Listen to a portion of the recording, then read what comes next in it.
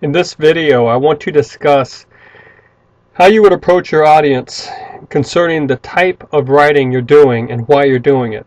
And I want you to consider the two general classes of audience and the two general classes of data support you will use to inform or persuade. I want you to think about the main purposes as being either to inform or to persuade, or both, to use information to persuade.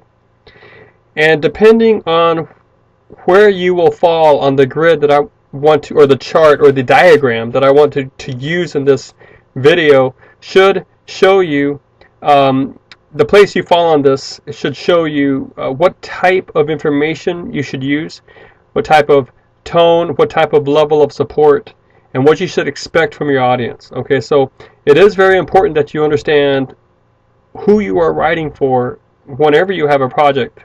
Now I know, or a writing assignment or a writing project. Now I know in college, of course you're always going to be writing for your professor, but sometimes you're writing for your peers.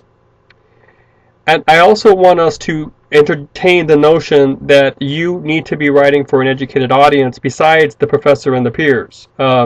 So in theory, it would be very, very good for you to assume that you can write to different thought audiences or thought experiment audience. You need to imagine an audience that is not me, a teacher, or your students, your peers, your fellow students, so that you can imagine what it would feel like to be writing while you are in your career, or while you are in an environment that is outside the realms of a classroom. Okay, so let's look at the diagram. Let's look at the various types of audiences that I've broken them down into, just to get us started on this notion. All right, so back here I have a box here. At top I have support, and I have two types of support. Okay, in general you're going to have documented support. Now this is any sort of support that you find in a fixed location, like a website, a documentary, a film, a chart, a sheaf, or a collection of statistics, a book, an article, a magazine, a newspaper, anything that is tangible, that's fixed, that can be copied, that can be accessed by many audiences, many different types of audiences. That's a document, okay? And a lot of data is going to already be in there. Essentially, the library is the premier collection spot for this, whether it's film or audio recordings or traditional books and texts. Those are all documents, and the library in its digital archives and its print archives and its recorded archives does an incredible job holding this for us and allowing us to access. Of course, the internet is also a major source for this. So now within the documented data or sources, you're going to find popular texts, which are meant for just a general audience. They're not going to be overly specific. They're not going to have a lot of jargon in them. They're not going to be hard to understand. They're going to be friendly, colloquial, accessible to a large group of people.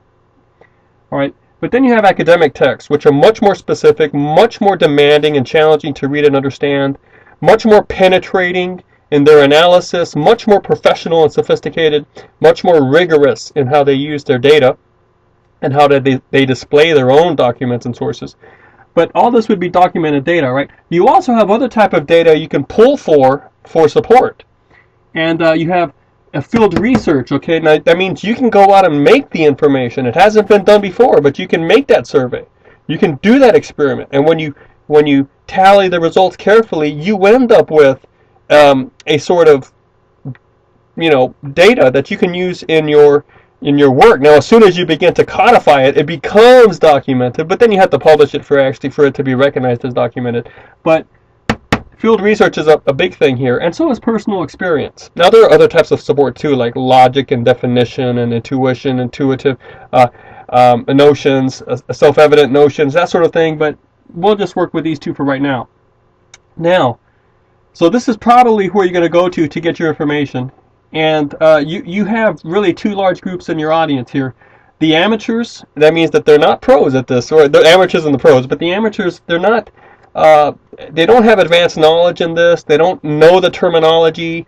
They haven't spent a lot of time in this arena because life has called them to other duties. So the vast majority of of the average readership in America are going to be amateurs in many, many realms. Now, many people are probably professional in one realm, but then they're amateur in the others. So I know a lot about English, but I know very little about medicine or something. So I would be an amateur reader if I were to read something about medicine. All right, I would need to approach it from, say, a Reader's Digest start.